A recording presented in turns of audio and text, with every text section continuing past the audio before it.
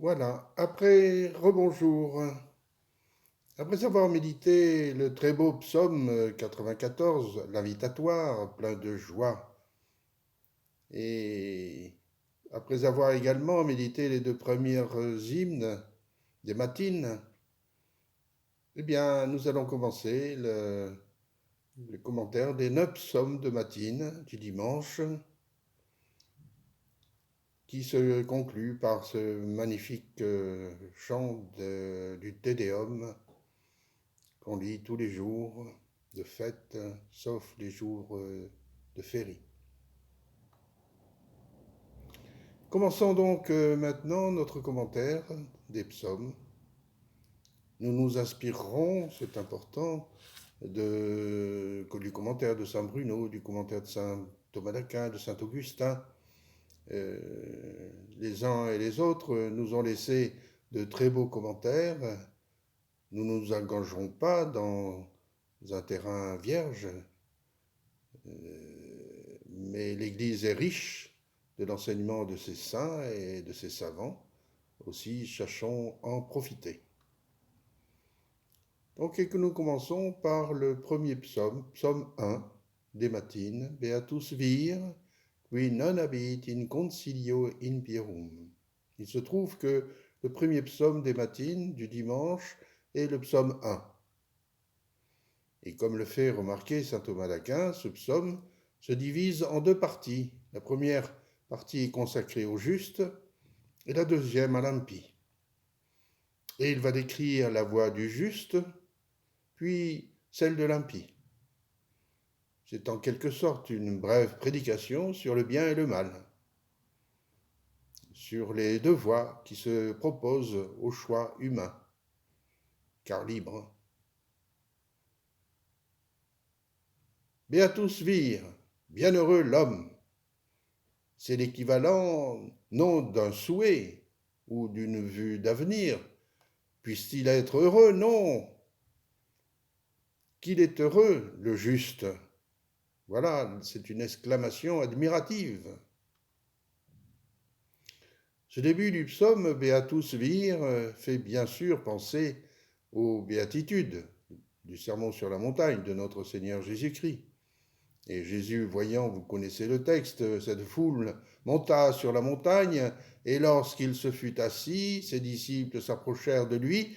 Alors, ouvrant la bouche, il se mit à les enseigner en disant « Heureux les pauvres en esprit, heureux ceux qui pleurent, car ils seront consolés, heureux ceux qui ont faim, heureux les miséricordieux, car ils obtiendront miséricorde, heureux les pacifiques, car ils seront appelés enfants de Dieu, heureux êtes-vous lorsqu'on vous insultera, qu'on vous persécutera, qu'on dira faussement toute chose de mal contre vous. Réjouissez-vous et soyez dans l'allégresse, car votre récompense est grande dans les cieux. C'est ainsi qu'ils ont persécuté les prophètes qui ont été avant vous. Ces 11 versets dans Saint Matthieu commencent par le mot beatus, beatitudo, heureux, bienheureux. Ainsi, le psalmiste nous parle d'abord du chemin qui conduit au bonheur, à la béatitude. D'abord d'une manière négative et ensuite d'une manière positive. Il y a en effet une voie positive et une voie négative. Voyons tout d'abord la voie positive. Aristote disait déjà, dans l'éthique à Nicomaque, que le bonheur, la béatitude, c'est l'agir vertueux. Saint Thomas précisera, la béatitude de l'homme est en Dieu. Et il le dit ici dans son commentaire de ce psaume, et il le reprendra dans son traité sur la béatitude. La béatitude est en la loi de Dieu, en la soumission à sa volonté. Et Jésus lui-même nous le dira, je viens, ô Dieu, faire votre volonté. Ainsi, la voie qui mène à la béatitude, c'est avant tout notre soumission à Dieu. Que de paroles importantes. Lorsque notre volonté obéit à ses commandements, à la loi de Dieu, c'est là alors que nous connaîtrons la béatitude.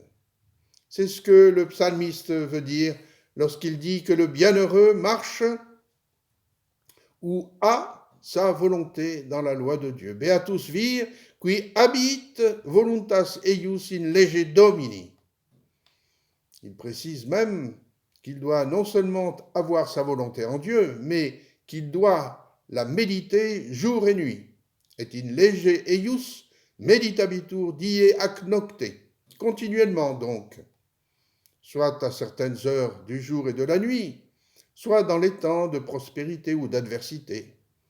C'est saint Thomas d'Aquin qui le dit dans son commentaire.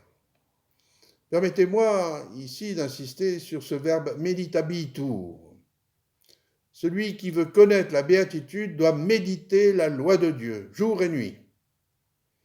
Nous avons dit plus haut que le juste doit soumettre sa volonté à la loi de Dieu. Et c'est la définition même de la dévotion. Saint Thomas la définit comme la volonté de se livrer promptement à ce qui concerne le service de Dieu. Devotio nihil adiud esse videtur quam voluntas quedam prompte tradandi se ad eaque pertinent ad Dei famulatum. C'est dans la tertia pars, question 82, article 1. Et il va se poser la question, un peu plus loin, dans l'article 3, si la dévotion a pour cause la méditation. Pourquoi je m'intéresse un petit peu à ce terme de meditabitur? Il va répondre positivement. Et son article est magnifique. La cause extérieure et principale de la dévotion, c'est Dieu, bien sûr. Dieu qui appelle qui il veut. Quant à la cause du dedans, causa intrinseca, c'est nécessairement la méditation, dit saint Thomas. Comme on l'a dit, en effet, la dévotion est l'acte de la volonté qui fait qu'on se livre avec promptitude au service de Dieu. Or, tout acte de volonté procède d'une certaine vue de l'esprit, l'objet de la volonté étant le bien perçu par l'intelligence, nous en déduirons nécessairement que la méditation est cause de dévotion, pour autant qu'elle fait naître en nous cette conviction qu'on doit se livrer au service divin et accomplir sa volonté. À cela mènent deux ordres de considération, les unes prises de la divine bonté, de ses bienfaits, que va méditer nuit et jour notre juste. Cette considération éveille en effet l'amour, cause principale de la dévotion. Un autre sujet de méditation se tire de nous-mêmes et de la vue des déficiences qui nous forcent à nous appuyer sur Dieu. Cette vue fait rejeter la présomption qui, nous faisant compter que sur nous-mêmes, nous empêche de nous soumettre à Dieu. Oui, qu'il est heureux l'homme qui médite jour et nuit, beatus vir, in lege domini, meditabitur diec nocte. Et saint Thomas d'Aquin vous dira à l'article 4 que l'effet principal de la dévotion, c'est l'épanouissement en l'âme de la joie. En bon entendeur, salut. Tout cela, c'est la voie positive de la béatitude. On comprend alors très bien que le psalmiste puisse dire que le bienheureux n'est certainement pas celui qui marche dans le conseil des impies, l'ennemi de Dieu, qui ne s'est pas arrêté, non stetit in vie peccatorum, et in cathedra pestilentiae, stetit, de stare, qui veut dire s'arrêter, être fixe, immobile, un peu comme le militaire au garde à vous, rigide. C'est dire que l'impie, ici mentionné, c'est celui qui est résolument établi dans le péché et qui entraîne au mal, qui est assis dans la chair de pestilence, nous dit le psalmiste. Cathèdra, c'est le lieu de l'enseignement, la chair. L'impie prêche le mal et favorise, comme dans nos républiques franc-maçonnes, les lois contre la loi naturelle, contre Dieu, contre auteur de la loi naturelle, et entraîne ainsi au péché, favorisant l'avortement, ici le divorce, que sais-je, dans la chair, donc à la manière du maître, de celui qui enseigne les autres à pécher, dira saint Thomas. C'est la description de la voie de l'impie. Il ne connaîtra pas la béatitude. Après cette description du juste et de l'impie dans leurs œuvres, le psalmiste décrit l'aboutissement de ces deux voies. Et il commence par l'aboutissement du juste, à savoir la félicité. Donc l'aboutissement du juste, le sort des bons, c'est la félicité. Le juste sera comme un arbre planté près du cours d'eau qui donne son fruit en son temps, exprimé d'une façon poétique. Ainsi, il se sert d'une comparaison, notre auteur, celui d'un arbre, de sa plantation, de sa fructification, de sa conservation. Il prend en effet pour comparaison un arbre à propos duquel trois aspects sont à considérer: la plantation, la fructification et la conservation. Pour la plantation, il est nécessaire que la terre soit humidifiée par l'eau. Autrement, la plante se flétrira, séchera, et c'est pourquoi il dit qu'il est planté près du cours des eaux. Plantatum est secus dedursus aquarum. Cela fait penser évidemment à la phrase de notre Seigneur Jésus-Christ disant « Celui qui croit en moi, des fleuves d'eau vive couleront de son sein. Et celui qui aura ses racines près de cette eau donnera son fruit, fructifiera. Fructum suum dabit in tempore suo, en accomplissant de bonnes œuvres. Quel est ce feuillage? Eh bien, ce sont les fruits de l'Esprit Saint dont nous parle saint Paul. Le fruit de l'Esprit Saint, nous dit, est charité, joie, paix, patience, longanimité, bonté, bénignité, mansuétude, foi, modestie, continence, chasteté. Voilà le feuillage, en quelque sorte, de l'homme juste. Et ces fruits demeurent. C'est pourquoi il dit « Et son feuillage ne se flétrira point », parce que le juste est avec Dieu et sous sa protection. C'est-à-dire, les justes ne seront pas abandonnés de Dieu dans les œuvres extérieures, si petites soient-elles, commente saint Thomas. Et folium eius non defluet, et omnia quicumque faciet prosperabuntur. Mais rien de tel pour les impies, rien de tel. Ils sont comme la poussière qu'emporte le vent de la face de la terre. Non sic impii, non sic, sed tamquam pulvis, quam proicit ventus, a facie terre. Pulvis, non sic impii, non sic. Cette répétition est remarquable.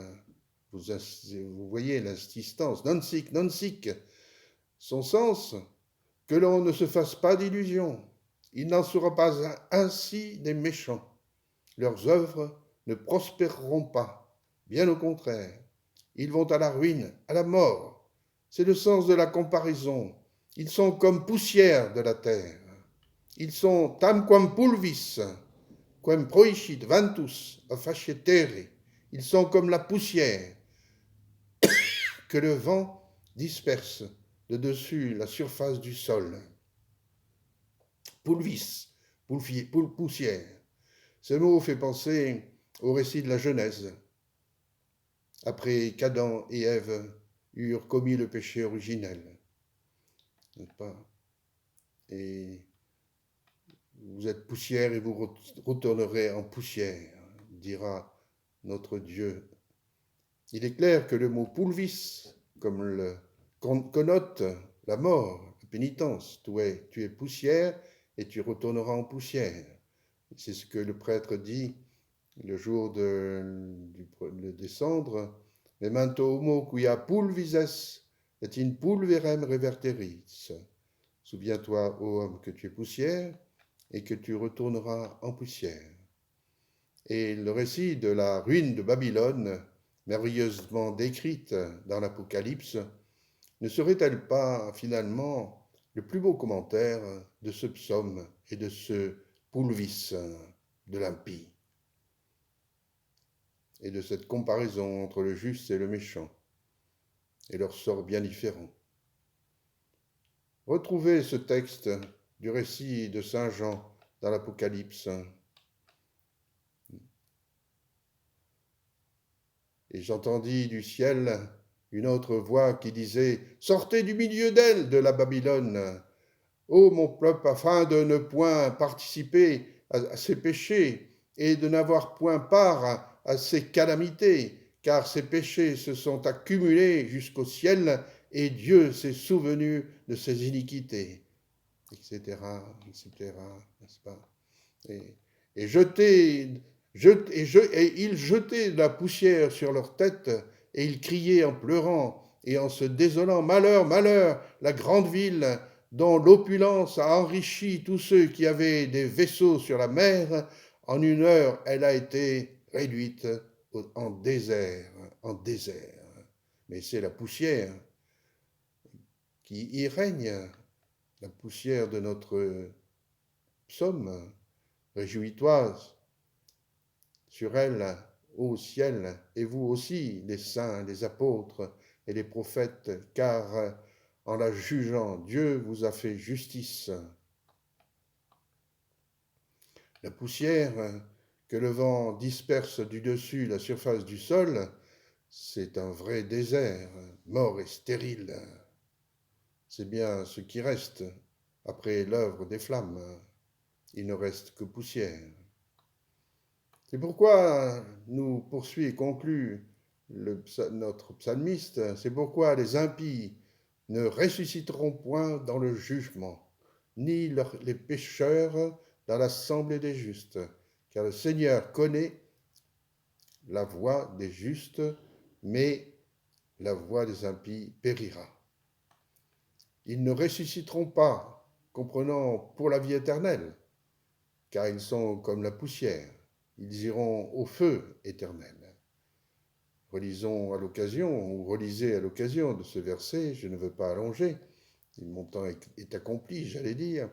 Relisez le magnifique passage du jugement final en Saint Matthieu, au chapitre 28, je crois, ou 25. C'est clair, n'est-ce pas? Et s'adressant ensuite à ceux qui seront à sa gauche, il dira « Retirez-vous de moi, maudits, allez au feu éternel, qui a été préparé pour les diables et ses anges. Car j'ai eu faim et vous ne m'avez pas donné à manger, etc. » Alors eux aussi lui diront « Mais Seigneur, quand est-ce que nous vous avons vu avoir faim, etc. » Et il leur répondra « En vérité, je vous le dis, chaque jour que vous ne me l'avez pas fait à l'un de ces petits, c'est à moi que vous ne l'avez pas fait.